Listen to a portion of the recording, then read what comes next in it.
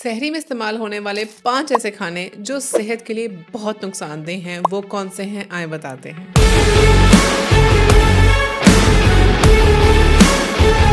सहरी का मकसद सिर्फ पेट भरना नहीं होता, बल्कि दिन भर के रोजे के लिए अपनी बॉडी को स्टेबल एनर्जी देना होता है। कुछ फूड्स ऐसे होते हैं जो सहरी के बाद अगर खाए जाएं तो फायदा देने के बजाय नुकसान देते हैं। आज हम बात करते हैं उन 5 खानों के बारे में जो एक्चुअली में सहरी में हमें अवॉइड करनी चाहिए। सबसे पहले फ्राइड चीजें जैसे पराठा, पूड़ी या ऑयली चीजें, ये हजम होने में बहुत टाइम लेती हैं और ये बहुत हैवी होती हैं। ये पेट में गैस, ब्लोटिंग, हार्ट बर्न का सबब बनती हैं। इसके अलावा ये स्लो डाइजेशन की वजह से सुस्ती पैदा करती हैं और दिन के दौरान एनर्जी मेंटेन नहीं कर पाते। ज्यादा तेल फैट को बढ़ाता है जो लॉन्ग टर्म में वेट गेन का सबब बनता है। नंबर 2,